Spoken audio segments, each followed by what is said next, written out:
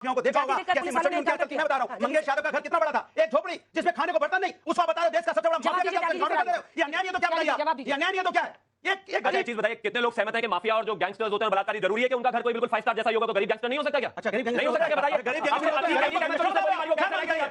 Gangster बता दोगे आप? अतीक अहमद को जिसने गोली मारी, घर में 2 कमरे भी नहीं है, वो गैंगस्टर है कि नहीं है? वो गैंगस्टर है कि नहीं है? हाँ हाँ, नहीं बोलो, जल्दी बोलो, बताओ। अतीक अहमद को जिसने गोली मारी, वो गैंगस्टर है कि नहीं है? इसके मतलब गैंगस्टर है कि नहीं है? यानी कि मतलब नहीं होता किसी गोली मारने का बलात्कारी नहीं होता।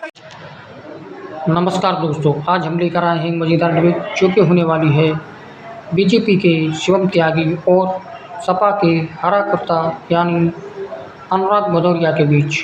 दोस्तों, आज की डिबेट में आप लोगों को बहुत मज़ा आने वाला है। आज की डिबेट में शिवम त्यागी ने हरा कुत्ता को पूरी तरह खदेड़ा। तो दोस्तों चलिए वीडियो को स्टार्ट करते हैं। और त्यागी जी, पहला प्रश्न आप ही से है, ये कौन है भस्मासुर? कौन है? वो कह रहे हैं 2 नहीं हो सकते, एक ही हो सकता है। जिस पार्टी के नेता को इतनी सीटें लोकसभा में मिली, उनमें औरंगजेब की आत्मा घुस गई है। हाँ, हरकतें तो ऐसी हैं उनकी, मुझे लगता है किसी को बुरा भी नहीं मानना चाहिए इसमें। और जिस तरह के उनके कार्यक्रम रहे हैं, जिस तरह की उनकी चीजें रही हैं, जिस तरह की उनकी भाषा रही है, भाषा के मठाधीश और माफिया एक ही बात है, एक ही जैसे होते हैं, उसमें कोई फर्क नहीं होता। अगर कोई मठाधीश को इस तरह की बातें करता है तो मैं मानता हूं इस देश के सभी मठों का अपमान है, इस देश में सभी मठाधीशों का अपमान है, इस देश में मठों की जो स्थापना है उन करने वाले आदि शंकराचार्य का अपमान है। इस देश में हर एक मठाधीश और मठ ने इस देश के लिए क्या क्या काम किया है ये देश जानता है। लेकिन हम मठाधीशों पर अगर हम बुलडोजर चला रहे हैं यहां पर जितने भी माफिया हैं उन पर, तो इनको लगता है कि मठाधीशों को ही माफिया कह दो। मैं मानता हूं कि भाषा की शुरुआत इनसे है और इनके लिए बस वही 4 लाइनें हैं कि तू गिरा तो ऐसा गिरा कि गिरते हुए बोला कि इतना भी नहीं गिरना था भाई। इस देश में संतों को हम पूजते हैं, हम संतों का सम्मान करते हैं, संतों को मानते हैं। अभी मैं एक छोटा सा एग्जांपल और देता हूं। आपको याद होगा इस देश में अविमुक्तेश्वरानंद जो शंकराचार्य हैं, उन्होंने इस देश के प्रधानमंत्री को लेकर कई बार काफी सारी टिप्पणी की है। लेकिन जब इसी देश में मेरे देश के प्रधानमंत्री उन्हीं अविमुक्तेश्वरानंद से मिलते हैं तो उनके पैर छूते हैं। होता है भाई, वो गुरु हैं, हमारे सम्मानित हैं, उनके बारे में कोई कुछ भी कहता है या वो कुछ भी कहते हैं तो पलटकर हम उनको गालियां नहीं देते। तो अगर कोई मठाधीश किसी राज्य का, किसी प्रदेश का मुख्यमंत्री है तो आप उनको माफिया नहीं कह सकते। चलिए आते हैं आपके पास अनुराग, जिन्होंने खुद ही बहुत संक्षेप में अपनी बात कही। उम्मीद करते हैं कि आप भी कहीं पर पूर्ण विराम लगाएंगे अपनी बात में। ये देखिए, आज ही का उनका पोस्ट है अखिलेश बाबू का। योगी मठाधीश सीएम है, फोटो में माफिया कौन लगता है, मैं या सीएम? भाषा से पहचानिए असली संत महंत, साधु वेश में घूमते जग में धूर्त अनंत। धूर्त जैसे शब्द का इस्तेमाल करने की जरूरत है क्या? सवाल यह है कि भारतीय जनता पार्टी जब से सत्ता में आई है इस देश के अंदर में, वो भाषा की मर्यादा खो गई है। किसने ये शुरुआत की? कहते हैं ना, ऐसी वाणी बोलिए मन का आपा खोए, औरन को शीतल लगे आपो शीतल होए।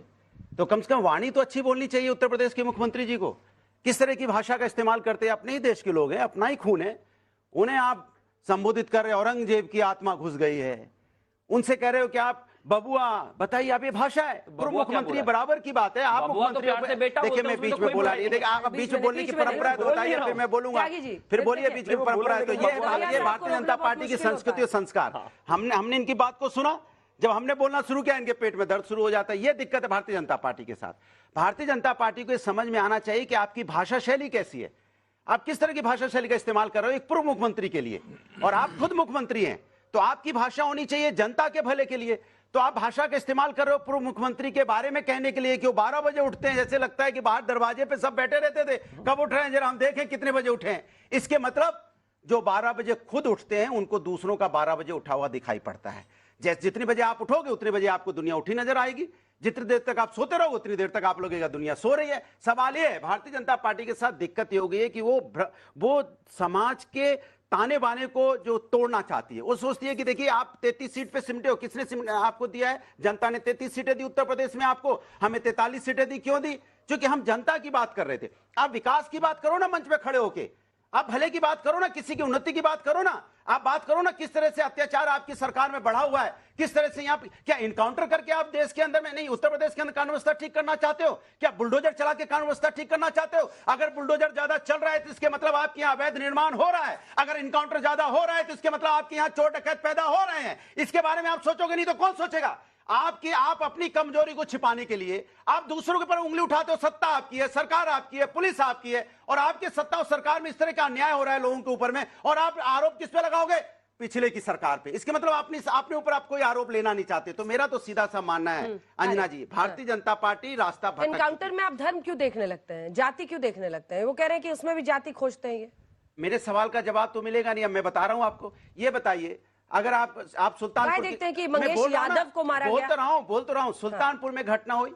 सुल्तानपुर की घटना में एक जो मुख्य आरोपी जिसमें कई सारे गंभीर मुकदमे हैं, FIR हैं, उसको आप सरेंडर करवाते हो, वो सरेंडर करता है।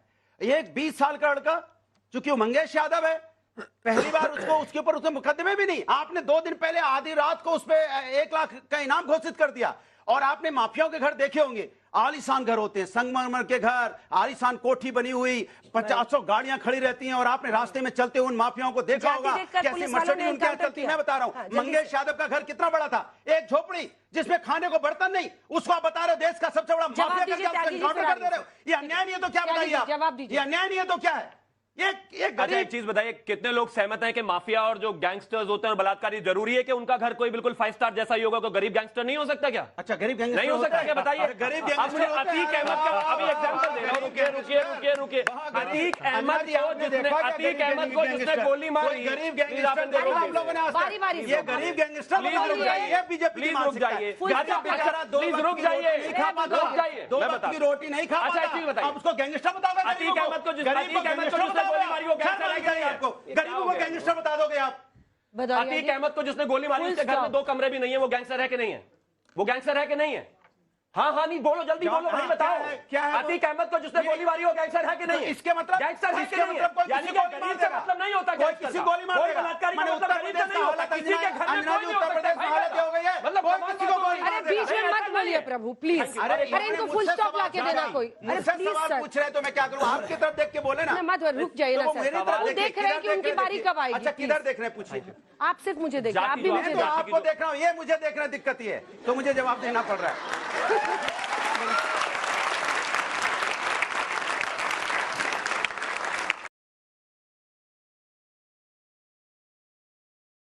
Do you know how many children in the world don't make it past their 5th birthday?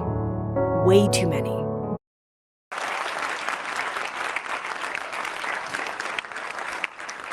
Thank you. देखिए, एक विशेष बात साफ है यहाँ पर, जिस तरह की चीजें हैं, जिस तरीके से बात बोल रहे हैं, इन्होंने सिर्फ गैंगस्टर्स में ही जाति नहीं ढूंढी है। इनकी प्रॉब्लम यह है कि इनको हर जगह जाति दिखाई देती है। ये मुख्यमंत्री की भी जाति ढूंढ लेंगे, ये गैंगस्टर्स की भी जाति ढूंढ लेंगे, ये बलात्कारी की भी जाति ढूंढ लेंगे। अभी तो फिलहाल उन्होंने STF की भी जाति ढूंढ ली। वो STF को कहते हैं कि एक स्पेशल टास्क फोर्स है जो विशेष जाति से है, जबकि वहां पर OBC भी है, SC भी है, ST भी है। लेकिन प्रॉब्लम है इनकी, मैं मानता हूं कि जाति से निकलने की इनको आवश्यकता है। और जहां तक बात उत्तर प्रदेश की है, उत्तर प्रदेश में विशेष कोई ऐसी स्थिति बनी ही नहीं है कि जहां जाति को देखकर किसी का एनकाउंटर हो रहा है, किसी को मारा जा रहा है, किसी को काटा जा रहा है, बिल्कुल नहीं। लेकिन जाति के आधार पर हम किसी को छोड़ने वाले भी नहीं हैं, और चाहे वो कोई भी हो सकता है कि अनुराग भदौरिया और इनके नेताजी आजकल मानसिक स्थिति से ऐसी गुजर रहे हैं जहां पर हर जगह उनको जाति नजर आ जाती है, मुख्यमंत्री की, बलात्कारी की, आतंकवादी की। लेकिन हमारे लिए कोई जाति नहीं है, ये ढूंढते रहेंगे। 5 सेकंड दूंगा तो आप मेरा इनके सवाल के लिए माइक बंद कीजिए 5 सेकंड। देखिए, अभी उत्तर प्रदेश के मुख्यमंत्री जी कह रहे थे चचा जान।